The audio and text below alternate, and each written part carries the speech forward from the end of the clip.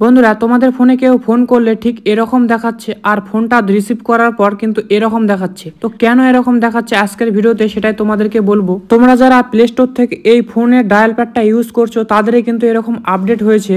তো এটা দেখার জন্য তোমরা প্লে স্টোরটা ওপেন করবে, এরপর এখানে সার্চ করবে ডায়াল প্যাড। তাহলে তোমরা এখানে দেখতে পাবে তোমরা কোন ডায়াল প্যাডটা ইউজ করেছো। তো আমরা এখানে সার্চ করার সঙ্গে সঙ্গে পেয়ে গেলাম ফোন বাই গুগল। এই ডায়াল প্যাডটাই কিন্তু আমরা ইউজ করেছি, আর যার জন্য আমাদের কিন্তু এরকম আপডেট দিয়েছে। আর এখানে তোমরা দেখতে পাচ্ছ আপডেট চেয়েছে, তো আপডেট দেওয়ার পরেও কিন্তু সে আগের মতো আমাদের ডায়াল প্যাডটা ফিরে আসবে না। তোমরা যদি আগে ডায়াল প্যাডটা মানে ওল্ড ভার্সনটা ফিরে পেতে চাও তাহলে এখান থেকে সেটিং এ ক্লিক করতে হবে। এরপর তোমরা নিচের দিকে স্ক্রল করে আসবে, তারপর এখানে দেখতে পাবে অ্যাপস বলে একটি অপশন। তো অ্যাপসে ক্লিক করবে, এরপর অ্যাপস ম্যানেজমেন্ট বলে একটা অপশন রয়েছে, তো সেখানে ক্লিক করবে। এরপর এখানে সার্চ করবে ফোন, PHON। এরপর ফোন যে অপশনটি রয়েছে এটা কিন্তু চলে আসবে, তো এখানে তোমরা ক্লিক করবে।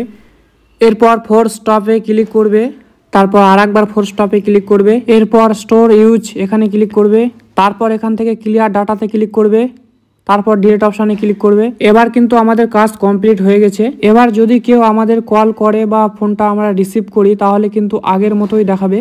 তো এখন আমি একটা অন্য মোবাইল দিয়ে কল করলাম, তো দেখো এখানে তোমরা দেখতে পাচ্ছ আগের মতোই শো করছে। এবার কলটা যদি আমি রিসিভ করি তাহলে সেম আগের মতোই দেখাবে। তো দেখো আমাদের ফুলফিল কমপ্লিট হয়ে গেছে। তো তোমরা যদি চাও যে আগের ওল্ড ভার্সনটা আমরা ইউজ করব তাহলে এই ভিডিওটা দেখে তোমরা করে নিতে পারবে। তো এই ছিল আজকের ভিডিওটা তোমাদেরকে কেমন লাগলো কমেন্ট করে জানাও, আর চ্যানেলে নতুন হয়ে থাকলে চ্যানেলটা অবশ্যই সাবস্ক্রাইব করে দিও। তো দেখা হচ্ছে নেক্সট ভিডিওতে।